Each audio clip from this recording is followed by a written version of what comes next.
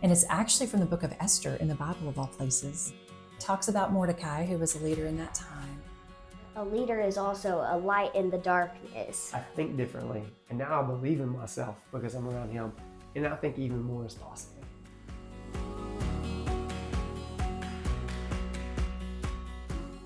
Welcome to Leading Lubbock, the podcast where we spotlight the voices shaping our city and beyond. Each week, we bring you inspiring stories and thought-provoking conversations with leaders who are making a difference in their communities. What makes this journey unique? Every guest is nominated by someone who's already been on the show, creating a chain of leadership that reflects the power of connection and community. Join us as we explore what it takes to lead with purpose and impact. This is Leading Lubbock.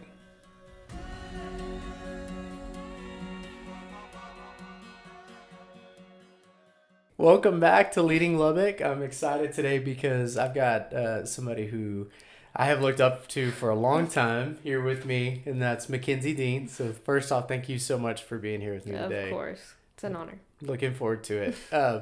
So a little bit about you, just to let the world know who Mackenzie is if they don't. But you are the Director of Worship and Production at Redeemer Church here in Lubbock. That's right. And how many years have you been doing that? Been on staff at Redeemer. It'll be 10 years in August. Okay. And then I've been in this role specifically since 2019. So almost 6 years. That's awesome. So yeah. Celebrating a 10-year anniversary yeah, this year. That's it's really crazy. exciting. Yeah. Coming up. Yeah, it's nuts. Yeah, and then married to Tanner Dean. Don't know if you've ever heard of him. I don't know if I've heard of yeah. him. But yeah, he was actually not long ago. He was on the show. So yeah, so Tanner, I've gotten really great privilege of getting to know really well and do business with, and through that get to know who your family is, and you have 2 little girls. Yes. Who I admire so much, the cutest girls. Yeah. We got Lakin, who's 5, and Addie, who's 1. That's awesome. Yeah. Yeah. They're the sweetest things. They are, and they are keeping you busy too. Always. I get to hear about all of Lakin's events, and lots going on in her world. That's right. So. And Addie's busy in her own way. Keeping us on our toes. Yeah. That's awesome. Yeah. 1 is such a fun age. It's one of my favorites. Me too. Yeah. Just all the personality coming out like crazy. So many firsts. Yes. All the new words. Yeah. It's so fun. Yeah. Well, that's great. So I think this is really cool because I've watched you lead for a long time because we also go to church at Redeemer. And so I've got to see you lead on stage. And one, just knowing how great you are at that, because for somebody who doesn't know music very well, you don't hear any like hiccups and stuff. Now, I'm sure if you're like super inclined and at an ear, maybe you're like, oh wait, that was a little bit, but like I think for everybody, it's just like you do such a great job of keeping everything flowing so smoothly that it's like there's no interruption in the worship side of things. So I've always thought you've done amazing, and even so, like the fact that you're able to pick up an instrument, and I'm like, wait, she was not playing that last week, and this week, especially early on, when you first started at Redeemer. So, anyways, really cool, and I'm excited to hear about maybe what goes on, inside the Mackenzie Dean as all this is going on, and you're leading not just a worship experience, but you're also leading individuals who are up there, for sure, doing the same thing. So. Yeah, thank you again for coming in. Let's dive into it. Okay, let's do it. So, what does effective leadership to you look like? And then has that evolved over time, and how? Yeah. It's a good question. I think like something that's really interesting in my role is I'm leading on like so many different levels, kind of like you mentioned. I have other people on staff that report to me. I have a team of like 55, 60 volunteers that I'm overseeing and leading, and then thinking about leading the congregation as a whole. So when I think about leadership, I'm thinking about it like on all of those different levels. And I think it actually effectiveness looks different in those different facets. Okay. But I would say overall, the thing that kind of defines how I think about leadership is clarity and intentionality on where we're going. And then how can we best leverage the people that God's brought to us to move towards that reality? How can we, something I think about is, for me, if I'm being effective as a leader, I want to be kind of like the point guard of the basketball team, right? And maybe not like Steph Curry point guard, but like Steve Nash point guard. Come on. You know, that's like I want to hilarious. be racking up the assists. Yeah, When I think that's awesome. when I think about leadership, I think about how can I lean into the people around me, their gifts, and make them look good and make them the best they can be, and like having a vested interest in them and their well-being. And you know, another interesting thing about my role, thinking about staff and volunteers that I lead specifically, is I feel invested in their spiritual health, like their life, and I also feel invested in them musically. And so, like, trying to push them to grow as musicians, but also pushing them to just love Jesus more and grow in depth of relationship with Him. Yeah. And that actually moves the ball forward in our ministry too. You know, it's not just about, you know, oh yeah, someone killed it on that song or whatever. It's actually, you know, that's not the main point. And if that's the main point, if the outputs are the main point, I think we're missing the mark when it comes to leading people. Yeah. And as far as how it's progressed over time, like my view of leadership and its effectiveness, as long as I can remember, pretty much, that's an exaggeration. For a long time, I'd say since I was 14, 15, I've been leading something. It's just something I've gravitated towards. It's natural for me. I'm really comfortable with it. And I would say, looking back and all the things I've, experienced over the years, I would say what's evolved is I used to think the person who's the leader is just like the best at that thing, right? So like I think about being drum captain in a high school. It's like, well, I'm the best drummer, so that's why I'm the leader. So I'm the leader, right? And I think over time, what I've learned is like, and I see it so much in my role, where it's like, me being the best musician doesn't accomplish anything really, actually, What being a good leader is like what I talked about of, not being competitive with people who are better than you, but instead being like, okay, that's awesome. Like, how can we leverage that more to accomplish what we're trying to accomplish? Rather than just being like, okay, I'm the best, so I'm in charge. Like, what is that really, how is that really doing anything? Versus how can I sort of play the point guard and know when it's my time to even sit on the bench sometimes, and know when it's time to pass the ball, and that's better for the team, kind of a thing. Yeah. So many things. I'm like jotting notes down like crazy right now.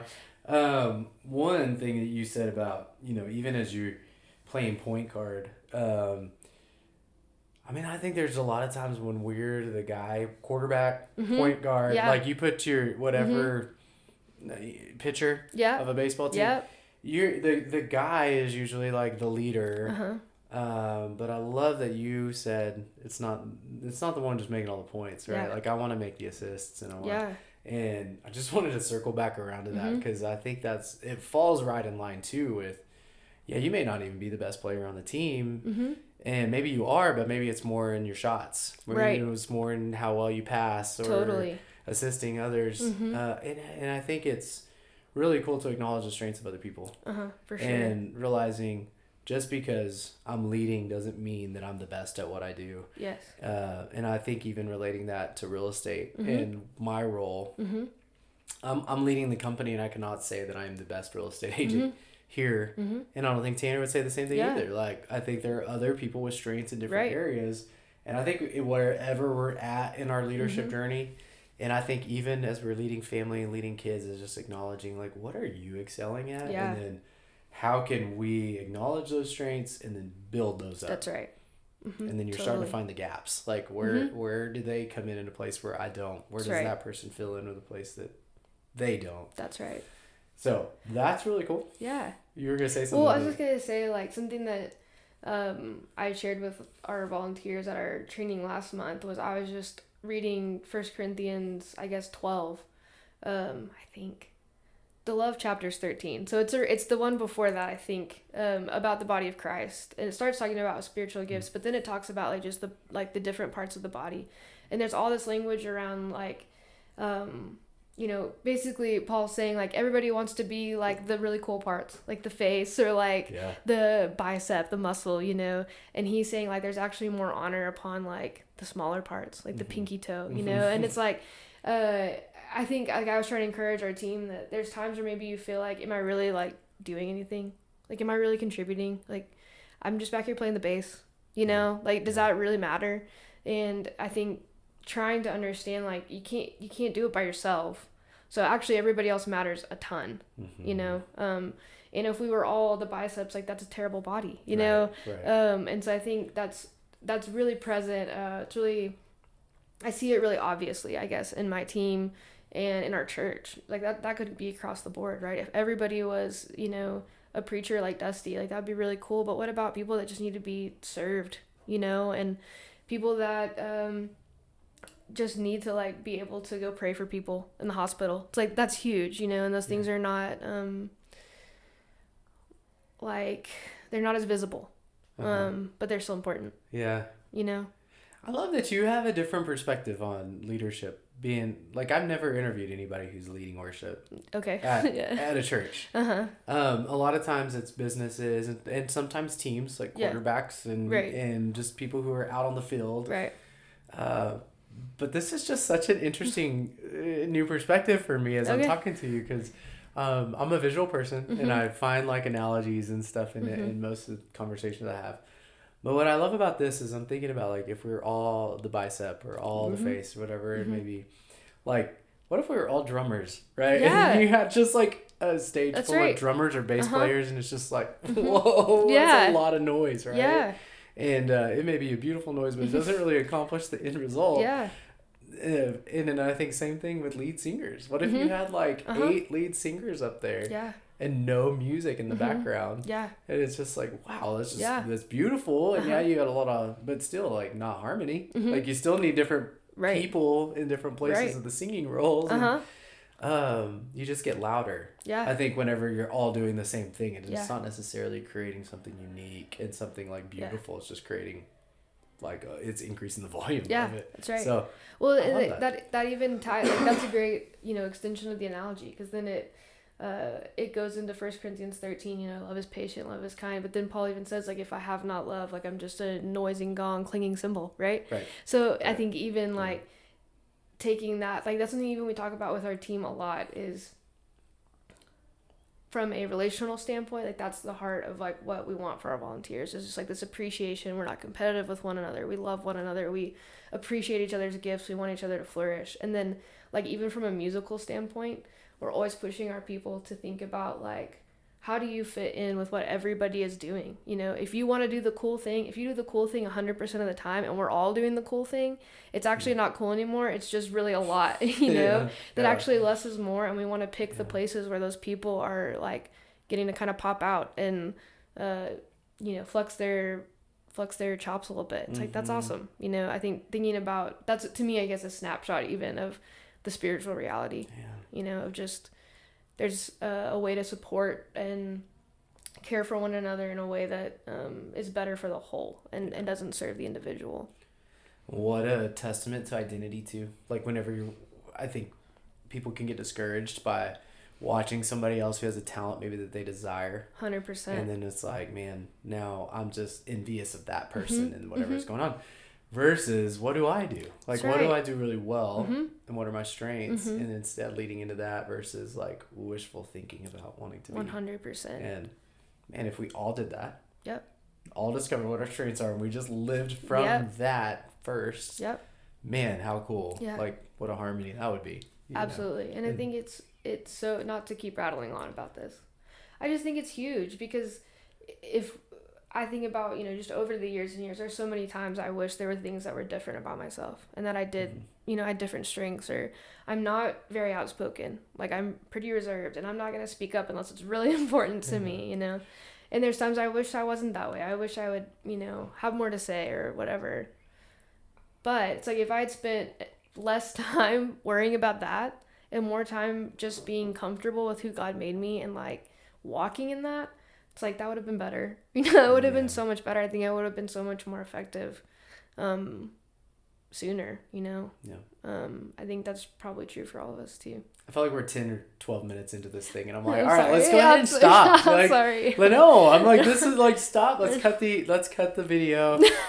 Put that out there, because I think that's a message. And I think that made a great point. And I just love that. Like if we were to just end right now, that would be like, man, just take that and run with it. Because That's been on my mind a lot too. And I talk about this from time to time with people, and even probably on here too, on this platform, of like, I can compare myself in real estate to anybody and everybody.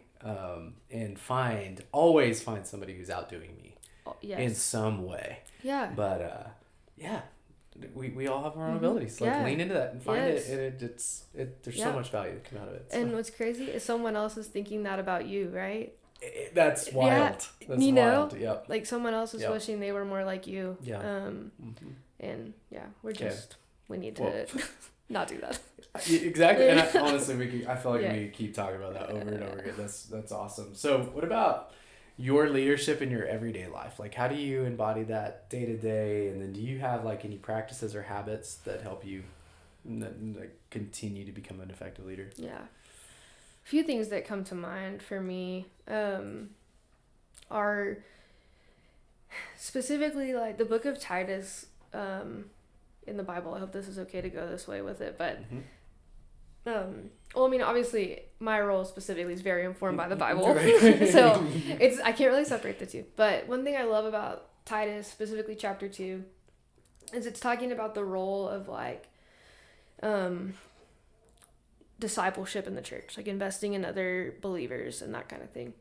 And what I love about it is the way it's set up is Titus is like, older women, be this. Like, this is who you are. You know, you're sober-minded, you're hospitable, like these things. And then after that it says, so like invest in younger women, and then do these things. Same thing for older men. Older men be this, and then invest in younger men.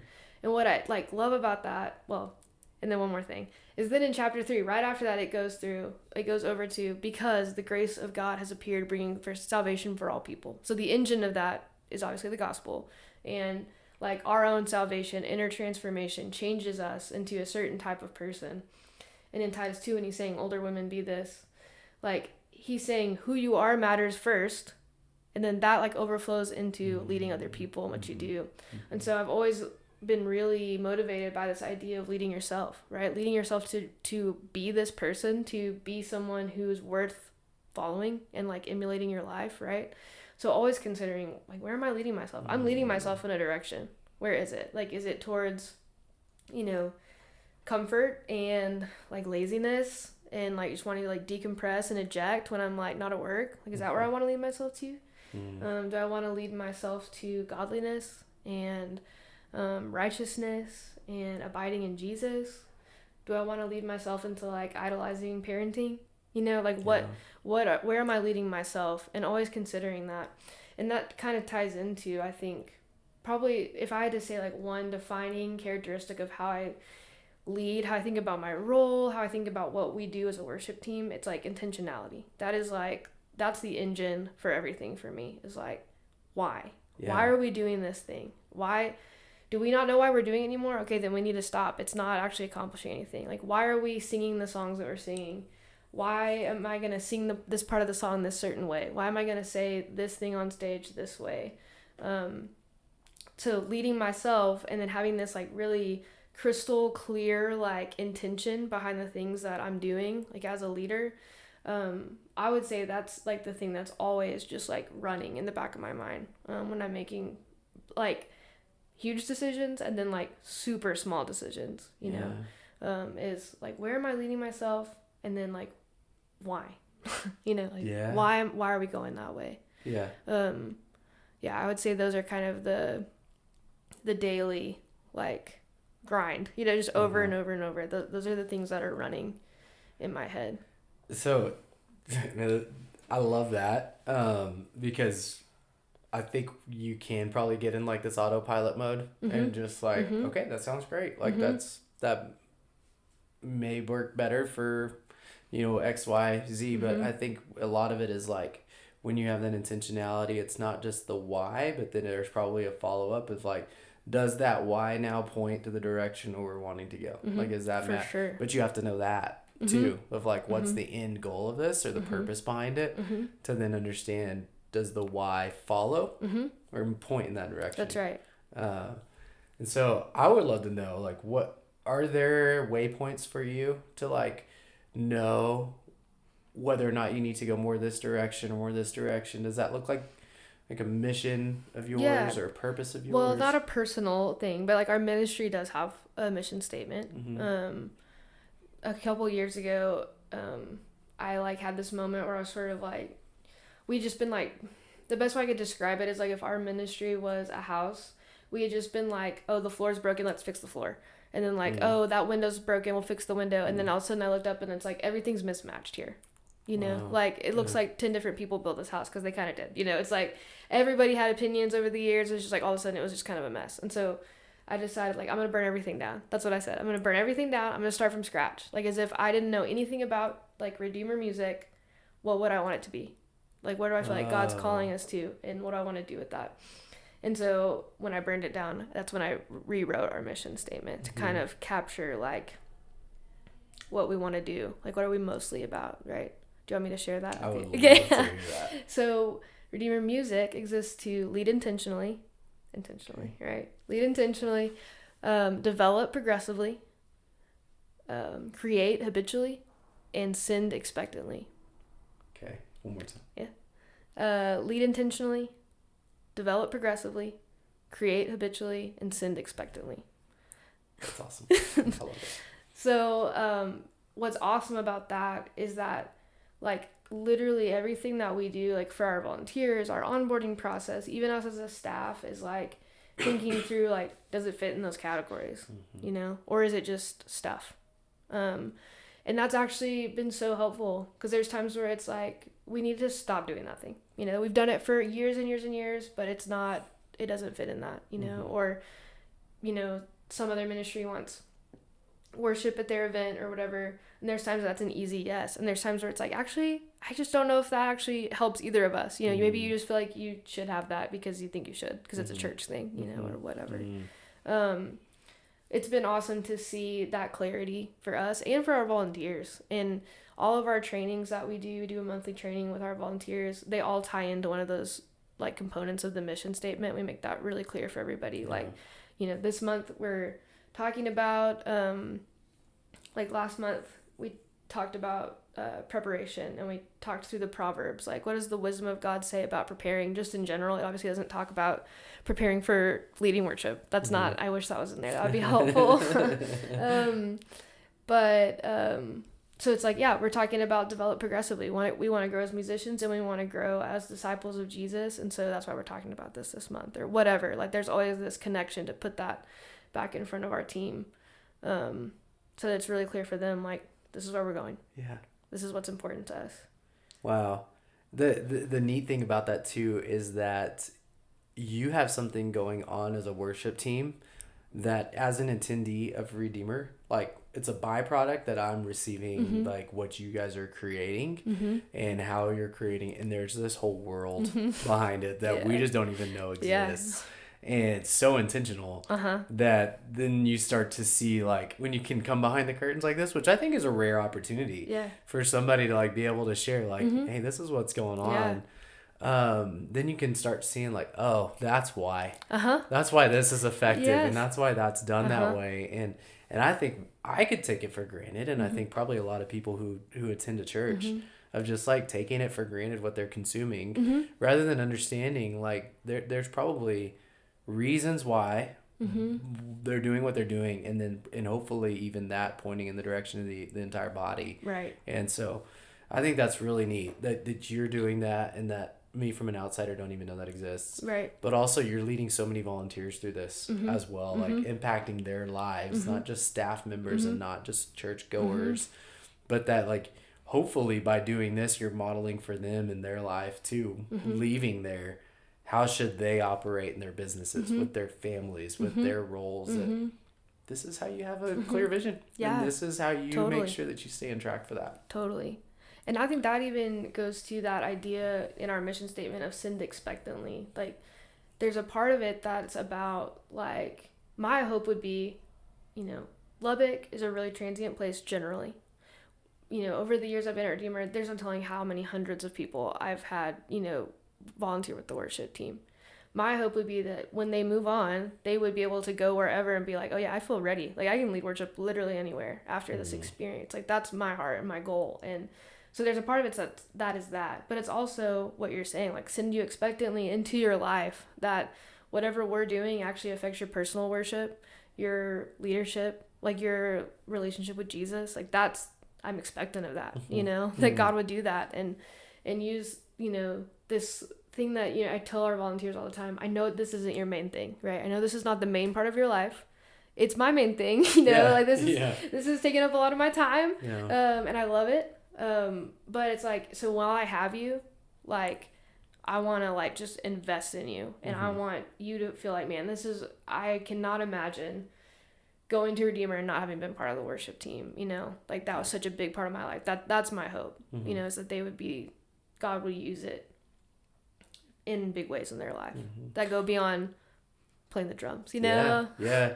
Well, that word expectantly too is really neat that you, I would love to even have been in the inner workings of that whole process of you figuring out what that mission was going to look like for you guys, because these words are, I mean, you have intentional. One, we keep bringing up that word intentionality, but they're so intentional on like how you're doing it. But that the idea of that this is expectant, that you're sending them in a certain way that's going to make impact, I think puts a fire behind what you're doing. Yeah. Because if you're just like sending hopefully, I mean, I think that's like kind of the contrast to expectantly is just like, okay, I just hope that something's gonna happen. Then I think it's just like, hey, let's put this out there and see what happens. But when it's like send knowing they're gonna do something about this and they're gonna take to the next level, like, well, in that case, I better make sure that what I'm doing, what we're saying, how we're doing it is effective. And it's on the right track. And I think that's cool. Because you're sending your kids expectantly, I would hope. Like, it's just like, I expect that after all this training, this is how you live your life. Versus like, I mean, I think sometimes it's probably, I hope it turns out okay. I don't know. And so I think there's probably a layer of both, hopefully and expectantly.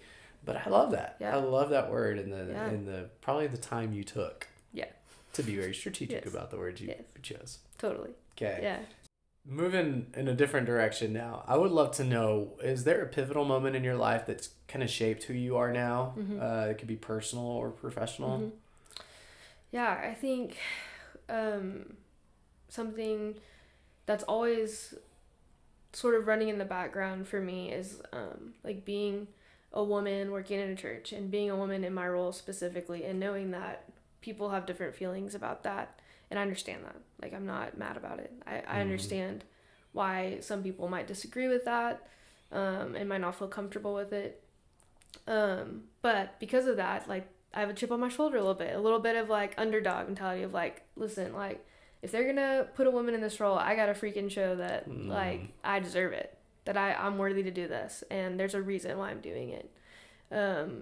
And especially early on for me at Redeemer, like, that was just really, it really poked at me a lot, I would say. So I took this, you know, I was in this role specifically starting in 2019. I just had Lakin. I just had a newborn. Like I found out I was going to take this role while I was on maternity leave. And then, you know, that's 2019. I come in like guns blazing. I'm ready. I'm here. I'm going to prove myself. And then COVID hits. We go to lockdown. We go to online church. I'm sort of spearheading that whole deal. You know, I have this little baby. I was also taking beginning Greek at that time. Like, it was just too much. It was just way too much. It was so silly. Let's throw this on there too while we're at it. It doesn't make any sense. I don't know. So I would say like October 2020, I mean, I just kind of crashed and burned, honestly. It was just like, it made sense that I crashed and burned with all of that on my plate. And then the motivation for so much of that, like pace and the grind and the hustle, was just like, I have to like earn my seat at the table, you know? And so Dusty Thompson, who you had on the podcast as well, in the midst of that, you know, I'm like crying in his office, and he's just like, hey, like, I respect the hustle. Like, I respect the grind. That's like really admirable about you, but like, you're in the role, like, so you deserve it. So you need to, like, you have to put that behind you, and you have to lay that aside and, like, not let that be the motivation for everything that you're doing. Like, you earned it. You have nothing to prove, you know? Yeah. And in that moment, I think I was able to even look back to a lot of my life, a lot of leadership roles. And it's like, even times where there wasn't a valid reason to feel like I needed to prove myself. I think that had always been there. Just this, like, I'm afraid I have this thing. I love it. I'm passionate about it. I'm afraid I'm going to lose it. And so, I'll do whatever it takes to, like, stay and do it and do it well. And I want it to just be the best it can be. And so I think on the other side of that now, I think it's allowed me to say no to things that don't make sense for me to do, to be like, I'm not going to do that because I feel like it's like an unspoken expectation someone has of me or whatever. Instead, being able to kind of go back to that intentionality and like the clarity, and just to rest in, like, God has put me in this role. God's given me the gifts that he's given me. I can be really comfortable in my weaknesses, and not feel like I have to fixate on overcompensating for those. So, I mean, and I could brag about Dusty, like, this whole time, pretty much, honestly. We could just talk about his leadership. It's like, he's just incredible. And that's one of, I would say, a few moments with him that have been really impactful for me. He just can see through, he can see through, like, the humanity of it all, I guess, and kind of get to the core of what's going on. And yeah, that was huge for me. Well, the cool thing about even this setup is that because Dusty has been on the show before, you get to see, like, the ripples of the impact that you're making, and just like, wow, how many lives his ministry has impacted and leadership has impacted. So one, that is really neat. I've heard, kind of like, as you're talking, just this idea of noise. And just like they're kind of constantly being like this white noise that's in the back of our minds as we're fixated on other things or worried about other things, rather than, like, so what does it look like to quiet that, like, to dial that down, and then just focus on the thing, like, get rid of the expectations, get rid of the what ifs or what are they saying or thinking, and just like, this is a season that God has placed me in. Like, I'm here, and I'm here to serve. And then you, like, point back to the direction you're talking about with your vision. And just like, and this is why. Yeah, so for let's sure. Tune it all out. And it's hard. I mean, humanity, I think those are the things that are practiced over time. And it's not like a flip the switch and just turn the dial off. But I think we can, over time, turn the noise down and turn the noise down. And, like, but I think that's, instead of fixating on the noise, I'm going to fixate on the words. That's right. I'm going to fixate on what should be clear and start to let this dial down a little bit. So totally. I think that's a really cool example as you're talking through that, and you can tell that you're like laser focused right now. I feel like on, like, this is the vision, this is the way we're going. Yeah. How do we get everybody continuing? Because you're probably going to bounce off. Again, you probably have felt that too. Like, I'm going down this road, but I got over on the shoulder a little bit, hit the rumble strip, like, I moved back over again. But having that, the guardrails is super important. Totally. So. Yeah. Well, and, you saying that, even the tuning out the noise and kind of getting off track, it just reminds me a lot of different seasons of ministry, and even, the way, like, I get a lot of feedback in my role, right? I'm sure you do. Small, big, positive, negative. Like, I just hear a lot of things, and it makes sense. Well, there's a lot of opinions. I feel like about how worship should be or ought to be. Yeah. And I think maybe why you sense that, like, laser focusedness is because that onslaught of comments is so, like, it feels like scattershot. Like, it's all over the place. I can on one Sunday have people say opposite opinions, like, to me, right? I wish we did more hymns, or, like, can we do some newer songs? It's like, and so what do you do? Like, how do you make sense of that? Because if you just do what everybody said, I mean, you're just like, you get somebody to say, hey, the volume was too loud today. And somebody else like, hey, can you turn it up? Yeah. And it's just like, how can you even function like that? And it even made me think of, there was a time where, I had gotten some feedback from volunteers about, like, we really need to step up just, like, the musical quality. Like, we just really feel like we're being a little, like, the bar's a little low. We need to kind of bump it up. And I really took that to heart, because they're people I respected. And they were right, in my opinion. And so we like really made a push for that. We were really like focusing on it. And then it's like I looked up a couple years later and it's like we kind of like neglected everything else. And we kind of got way over here in the bar ditch as like an overcorrection, you know, kind of based on like people's feedback. And that was a really good lesson for me to learn, honestly, of like feedback can be right and true. But the response like has to be like the equal and opposite reaction thing, right? Yeah. Like it needs to be the right proportion in response, rather than like, okay, then yes, we need to do all of our eggs are in that basket now. And yeah, that was a tough lesson to learn, but a good one. Yeah. That focus, I think, really, it was around that season that I kind of like feel like we got things back on track. But okay. That's awesome. Yeah. So what's a lesson that you know now that maybe you wish you would have learned earlier in life? I think a few things. A lot of lessons learned. I wish I would have learned sooner. Yeah, I think being willing to admit that you're wrong might be one of the best things you can do as a leader. To admit that you're wrong, to admit that you don't know. It's so hard, you know? It's so hard to be like, yeah, I just flat out messed up. That was just straight up a mistake. Or, you know, we shouldn't have done that. Because I think it shows, like, you're not perfect, and A, like, you have weaknesses, and B, like, you need the other people around you to, you know, support, compliment, I guess, around those weaknesses. And I think, so we also, in addition to our mission statement, we have like values. So basically, like for volunteers, like what do they need to think about every single time they serve? And one of them is like, we want our team to be marked by humility, just because we're up on a stage. We're literally elevated. Right. We have lights on our face, microphones in our faces. Spotlight is on you. Yes. So it's like, it's going to take everything in our power to like push back against that.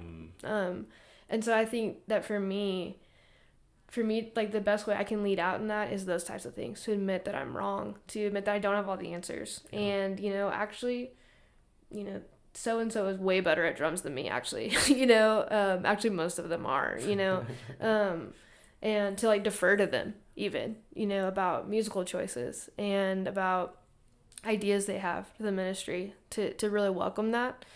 I wish I would have learned that sooner. And I think that goes along with that proving myself, right? I think I felt like I needed to have all the answers.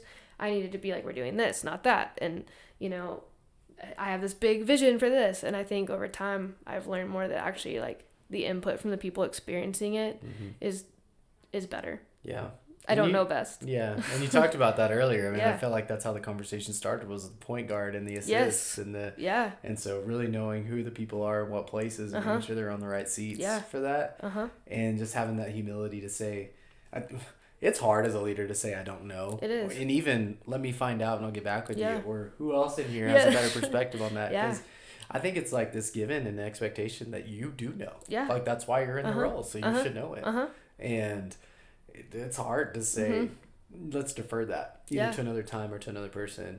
But I think also that's the greatest leadership. I mean, rather than throwing out answers that shouldn't have been said or opinions that shouldn't have been had, and really allowing somebody else to take that. That's right. I love that. The humility, both in just making sure like you know where you're going and who you're serving, but also like let's take some ownership. Yeah. And point out where it's not our seat to make that call in that moment. So. Yeah, totally. Okay, well, I asked you to pick a book because I want to hear something that's had a profound impact on you. And I'd love to hear a little bit about what the book is and what you got out of it. Yeah. Just encourage other people who might want to go down that road. The book is called Designed to Lead by Eric Geiger and Kevin Peck. And I've read it twice in like really different seasons of life. And so the first time I read it was when I was very first on staff at Redeemer, and it was just like such new information. I feel like I was sort of, I don't really, you know, have a context for this, because the book's really about leadership development. So like developing other leaders, multiplying yourself, so to speak. And they're making the case that the church should be like the the epicenter of that kind of thing, really, when you think about it, because it has the clearest mission and vision of any like organization, right? To see, you know, the gospel spread to the ends of the earth. It's like, that's what we're doing. So, you know, that's been stated since Acts. So they're making the case that that's, it's like, okay, well, how? And they have this idea of like conviction, culture. It's like concentric circles. Okay. Conviction, culture, constructs. So like kind of like the rings of a tree. So. That's right. Okay. So the at the core, like there has to be really clear conviction, you know, for whatever you're leading. This is where we're going. This is what we're trying to accomplish. And then that second circle is about culture, right? So this is the DNA of the people that are, you know, accomplishing this goal together. And how do we build that? And then the constructs are like, okay, the how. Like how are we going to get there with these people that we've tried to build the culture with?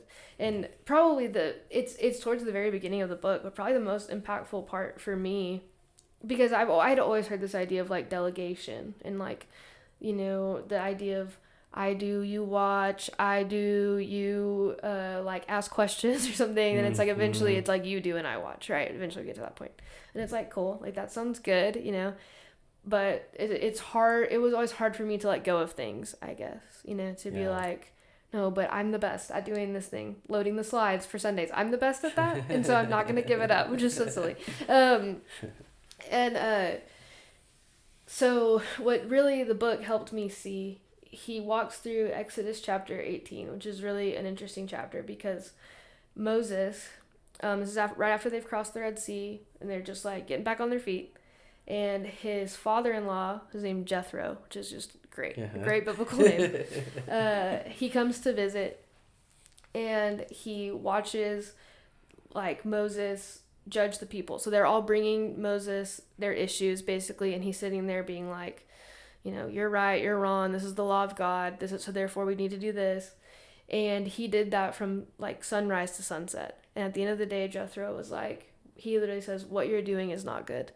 He says, you will surely wear out yourselves and the people with you. And he said, this thing is too heavy for you by yourself. And he said, so what you need to do is you need to look at the law of God, and you need to find able men who are able to help you. And it was like that, because just even the idea that it wasn't good for Moses, but it also wasn't good for the people with him. Right. It's like, that's what got me, where it was like, okay, like me trying to just be the best at everything and like run hard, it's actually not good for the people I'm leading. And that was huge for me. So it's like, yes, like how can I, you know, going back to our initial even conversation, like see the strengths of these people around me and be like, yeah, you got this thing, because like it's too much for me, and it's actually going to be better if you do it. You know. And so I think that's, to me, that was worth the price of admission on that book. That's cool. It was awesome. And I reread it this past year, and it was just even a great reminder for me of, yes, the other staff members, I think I'm really good at sharing the load with them, but it's like, you know, if I'm called, like Ephesians 4 says, to equip the saints for the work of ministry, like that's all believers. That's not just staff. That's right. Right. And it's been really cool to really try to lean into that. In the last year and see God's faithfulness in that, and just to see, like, I don't know, we are always really hesitant, I think, to put high expectations on people because we're worried it's going to be too much, you know, like they're like, whoa, this is a lot, hey, I didn't sign up for this. And I always say in general, the worship team has a high ask of people. Like we put people through the ringer. And like we have training once a month at 6 a.m. on Thursdays, and we have, you know, 40 people show up. It's like, it's crazy. Wow. You know, it's nuts. It's a high ask. But what we've found is like the high ask like communicates that this thing's important. And to see people really want to rise up to that occasion. Right. It causes more buy-in. It's like, oh, what we're doing is like a thing. Like, it's we're taking it seriously. It's not a show up if you want. If you have time, we're doing this. And this is the expectation. Exactly. And that's not mandated, right? Like, the worship team doesn't have to be that way everywhere. That's just the way we're doing it, you know? But I think to tie it in with like that Exodus idea, and the stuff in Design to Lead is like, when there's high expectations, those people, like, they meet those expectations. They'll rise up and take that ownership when you give them a chance to. Yeah. Yeah. You know. I picture this like relay or relay swimming or something like that, where it's just one, the distances you can cover with other people much greater than if you were just going to say like, I got this and I'm going to run as far and hard and fast as I can, versus like, hey, let's get a team together. And there's going to be a time I tire out and I'm going to need to just pass the baton for you for a second. It may come back to me, but I need to pass that to you. And that's kind of the vision I get as you're talking about this, like sharing the load. And we can't grit our teeth and white knuckle it long enough to keep going. You'll eventually either burn out, you know, kind of what you were talking about, or we just don't make it as far as we wanted to. And what we do is not near as efficient than having the right people holding the baton at the right time. That's right. Man, I love that. Yeah. Excited about that. So Designed to Lead is the name of that book. Yes. So that's awesome. We'll get a copy out to somebody because I like to order a copy in and then we give it out to somebody who's listening. Well, lastly, my favorite question, and concisely summing up leadership in one sentence. What is that for you? Leadership is guiding people towards a clear goal with clear intentions and direction. Okay. I was really hoping you were going to say intention somewhere in intentionality. You use words that like you just really made it. It's funny. Like as I'm taking notes and I asked you what does effective leadership look like, you know, I wrote clarity and intentionality in there, and then to bookend the whole conversation with like clarity, intentionality, direction. Yeah. I just feel like it really did. It had this whole thread throughout the whole conversation between us, and I think one, it just shows me like you are intentional.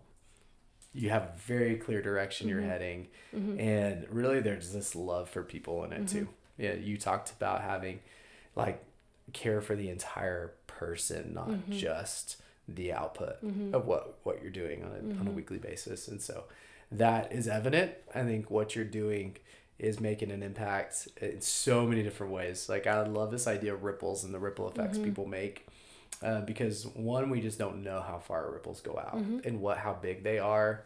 And so the neat thing is it goes in all directions. It's not a one directional ripple. It's not just to people who show up at Redeemer or just to the staff or just to the volunteers. Yeah. Like your ripple is going out in multiple different ways.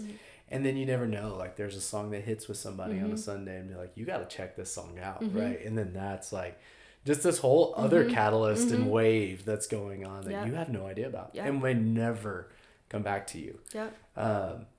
I think unfortunately with leadership is we tend to always hear the negative feedback. You know, a lot of times it's like, hey, here are the things that I think we could be doing better, you know, in our worship or in the leadership style of this real estate office. Or, but very seldom do we get the, hey, can I tell you about an experience that I heard about or I did or, you know, and just all of a sudden it's like, that could be so life-giving. Yeah. And a lot of times as a leader, and especially in your role, you just have to trust it. You know, that it's happening and God's doing work beyond you. And you don't know how far it's going. Yeah. And just being obedient in that season and intentional. Yeah.